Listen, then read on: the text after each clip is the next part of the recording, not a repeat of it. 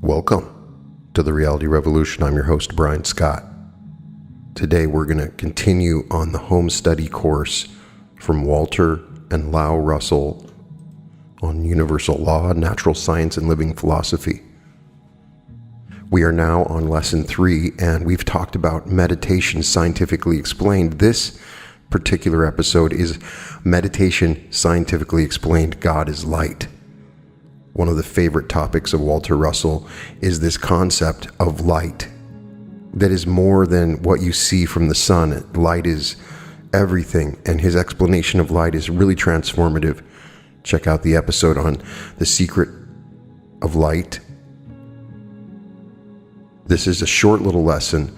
Some of these lessons in the home study course that we're doing, they're a little bit shorter, but each one has some impact, and we'll do each one separately. So, meditation scientifically explained, God is light. God's communion within his own being is a sequential transition from the still, unconditioned light of his knowing and the moving, conditioned lights of his thinking. The light of his knowing is undivided. It is a balanced equilibrium. The two lights of his thinking are divided. They are the electric pulsations of two-way motion which build thought forms for recording his knowing.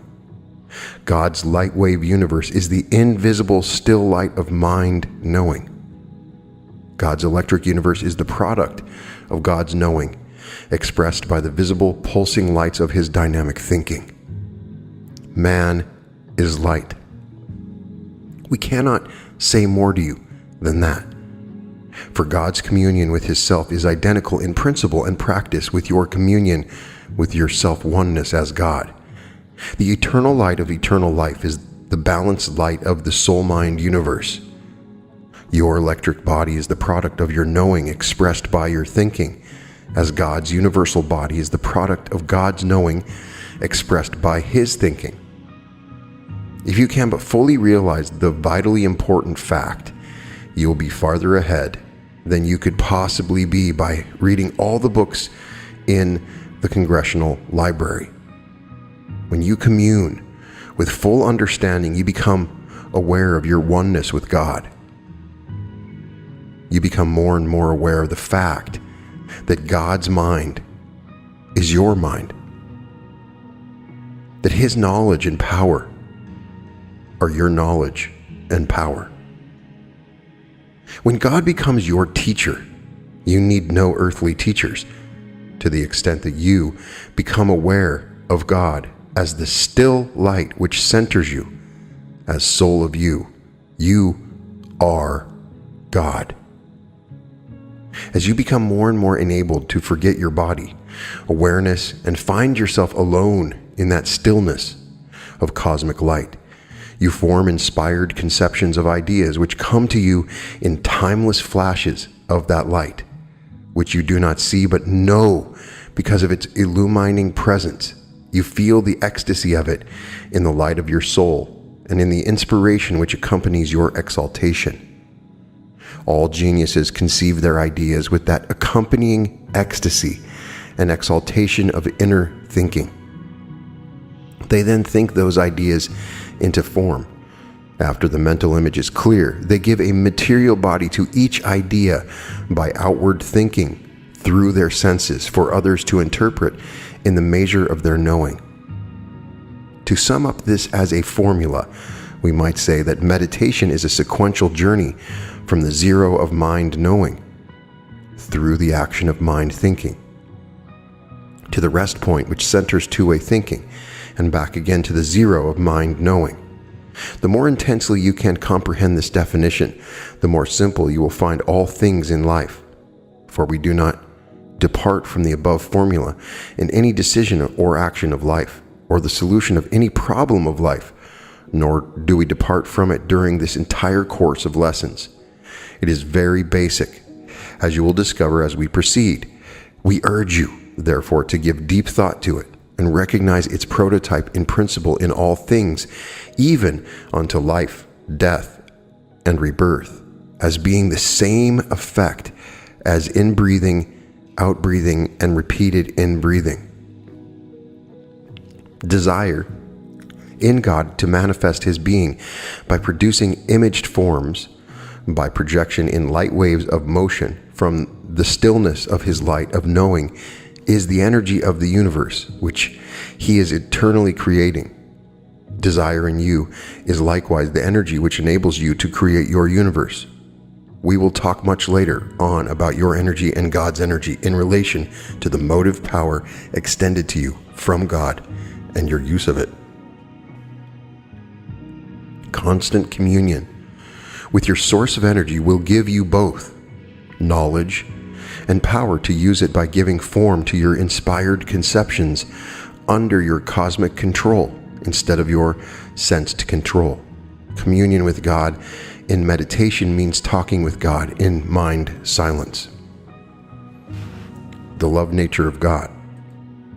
In the last lesson, we took you one step nearer to the simplicity which underlies your interchange between knowing and thinking. We will now take another step in that direction by having you understand the love nature of the universe and how that love principle parallels the simple formula given to you in Lesson 2. Communion with God exalts you to the ecstasy of that universal love principle of God and of nature. Ecstasy is the one undivided emotion, the balanced ecstasy of love for which there are no opposites. The reaction to the giving of love is love regiven. When your meditation gives to you the love nature of God, you will then know that there is no evil, nor sin, nor bad in God or in nature. There is naught but good in God's universe. In communing with God directly or through those moods of nature which lead you to God, you become aware that his nature is your nature. In your deep communion, you feel only the universal love nature of God extending through you to all the universe. You then love all things, for there is naught but love extending through you and from you. Your own ecstasy tells you that. Imagine yourself communing with God indirectly, such as listening to the heavenly rhythms of God's heartbeat in a masterful symphony, while thus enraptured by the divine rhythms reaching your very soul. Can you possibly imagine yourself thinking evil or thinking sinfully by planning to cheat or lie or steal? No, of course you cannot. The reason you cannot is because you are reflecting the love nature of the universe in your spiritual self, and there is no sin in that love nature to reflect. That is why you should seek God in meditation immediately if you indulge in angry or unkind thoughts. You must restore the balance of the universal love principle, else the toxins of unbalanced thinking will upset the balanced normalcy of your body rhythms, which all illnesses are. From the constant habit of meditation, make it a moment-to-moment continuous attitude of your mind in order to keep in tune with the universal rhythms of God's balanced thinking. Be in tune with them always. Never stray far enough from God awareness to allow the slightest imperfection in your work, your health, your friendships, your business plans, or any achievement whatsoever. The more you become fully aware that you cannot do anything of yourself alone and desire partnership with the whole universe, the more you will find that you can say in the deep depths of your communion, I am the universe. I am all that is. For the light of my Father is all that is, and I am that light. I and my Father are one. That is cosmic meditation, for that is the thinking of the new race of cosmic man now in its borning. In those deep depths you can desire what you will, and behold, it standeth before you. It is recorded that every man who has known the illumination into cosmic consciousness has first lost all awareness of sin or evil. He finds himself in a universe of love in which there is no evil. Meditation leads you into the reality of love and away from the unreality of love. When one is wholly mind, he can know no evil, For there is no evil. God and his universe are founded upon love. Love is all there is. All nature manifests love. The entirety of creation is the manifestation of love. Every effect of motion in nature is a manifestation of the nature of God. For nature gives its all in every action and re-gives equally in every reaction. If that were not so, the movement of the planets would not be predictable. The electric heartbeat of nature expresses love in both halves of each cycle of the universal heartbeat. Nature never takes, for God never takes. Nature always gives equally, for God always gives equally. God's equally balanced giving, for re-giving, is never violated in nature. It could not be violated, for nature is an extension of God's nature. For this reason, the balance of nature can never be upset. When you commune with God, do not have desire written upon your heart for that which is to be given to you. Ask rather to be inspired as to what you can give and how, in order to be worthy of that which will surely be given you if you first give. Unless you first give, you will not be re-given. Let your thinking be energized to express love by first giving love, in order that its inviolate reaction will re-give love. To give possessions is not giving love. Love can only be given from yourself to another self. And gold given without self is like unto sounds of music given without soul. To extend love is to multiply the light of it 1,000-fold. To the extent that you are illumined with the light of love, which comes only from communion with source of love, to that extent you will be enabled to manifest your genius in masterly creation of your own. The very purpose of meditation is to enable you to give body forms to ideas conceived by your mind.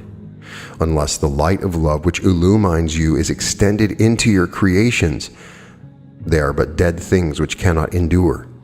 The one point we wish to accentuate is that we are now telling you is universal law, inescapable and inevitable law, which cannot be violated, just to tell you this is not enough. Talk it over with God in your heart, and you will really know that if you defy the law to the slightest extent, it will hurt you equally, while if you work with that law, it will work with you to the fulfillment of your every desire. How does meditation help you to create? A musician asks how meditation helps a musician to compose a symphony. He claims that teachers are necessary because of technique. Teachers can never teach you to be a poet, musician, artist, inventor, or creator of anything. God is the only one who can teach you to create. A teacher can tell you how to give a material body to your concept, but only God can give you your inspired concept. In other words, a teacher can give you a technique for expressing your idea, but he cannot become your soul from which your concept extends. If the teacher can re-inspire you with his inspiration, that inspiration of his, reflected in you, awakens the sleeping genius which is within you. But no one can teach you that. If you've been inspired by listening to Paderewski, he has not taught you anything. He has enabled you to recognize the light within yourself by his re-illumining. The beauty of music is not in its technique, it is in the soul of its creator. Neither is it in the sound vibrations of music, it is in the silence of the light from which the sound sprang. You can know music and think it without having acquired the technique of expressing it, or without producing sounds to give it a body. Your inner ears can hear the music in the silence of God's eternal rhythms, and you can interpret your moods into the rhythms of the universal heartbeat, as Beethoven interpreted the mood of the moonlight into the rhythms of it without having any teacher but his God self. Consider the life of any great musical genius. What he finally produces in a written composition first begins in his soul. He must first find aloneness with self by getting away from all other people, even from his own body awareness. He must suppress all outer influences to seek that stillness from within, which the inner ears of his soul can hear, the rhythms of the universal heartbeat of God's creative thinking. To find that stillness in the light of knowing, he must stop thinking in order that he can conceive idea from the light of all knowing. From the ecstasy of that stillness, the inspiration is born in his very soul. The motive for his symphony gradually takes form through the heartbeat of his thinking, which he extends from the stillness of his soul. He then ceases to extend it, again to find the stillness of the light, which is gradually giving him his motive through inner inspiration. This is the mood of all creative geniuses during the inspiring and ecstatic hours during which they commune with God. By such communion, you awaken and unfold your own genius. There is no other way to become a cosmic being. There is no other way to acquire inspired knowledge to uplift you from earth into the high heavens of the kingdom of the soul where cosmic man dwells.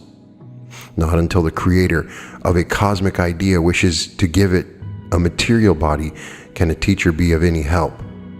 Giving an inspired concept a material body means to extend the conception from the consciousness of mind through thinking to the sounds of musical instrument or the symbols of a written manuscript. That is purely a question of technique. A teacher is helpful in the acquirement of a technique in all of its mechanics. In giving your conception a material body, many years of technical and scientific practice are needed.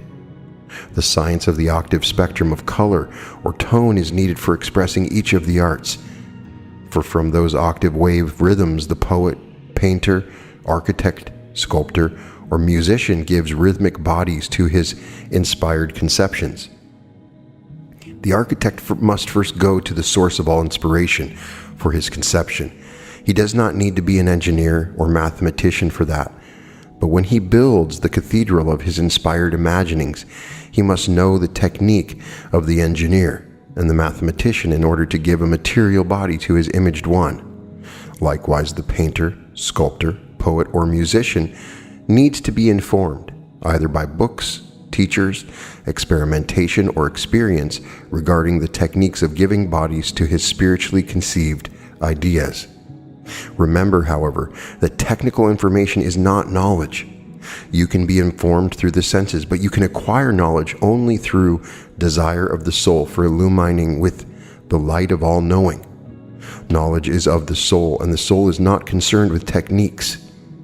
To the soul, they have no existence, for your consciousness can conceive a greater symphony, poem, monument, painting, or temple than you could ever give to a material body, no matter how perfect your technique is.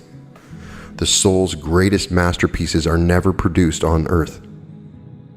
They never descend from their high heavens of the mind universe. No musical master can produce in sound the music which he hears in his soul while in communion with God.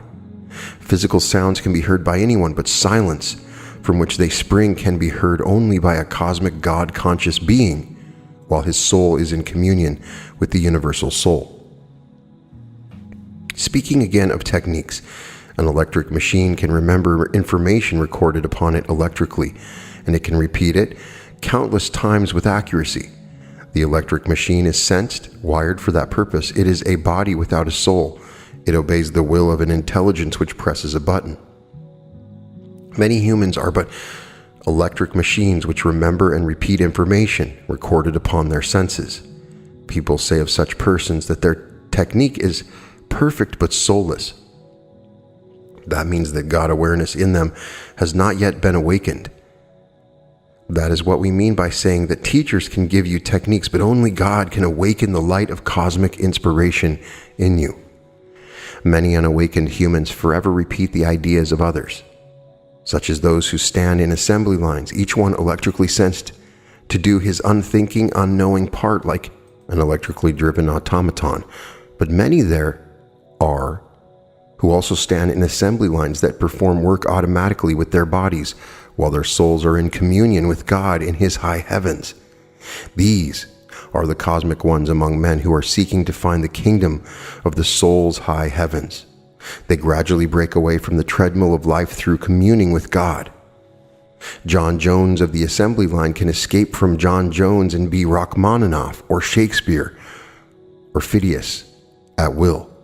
Through meditation, John Jones can roam the universe and be alone with God in the deep woods, hearing the rippling fall of waters or the breezes in the pines above the crash of factory wheels or gears.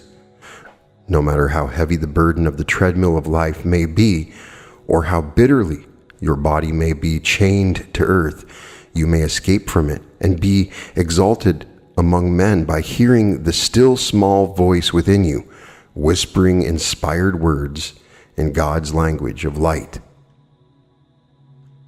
And that is lesson number 3. An important reminder and covering key information that Walter Russell gives, that the light is the key and that love is the nature of God. Embracing this love seems to be where power is gained.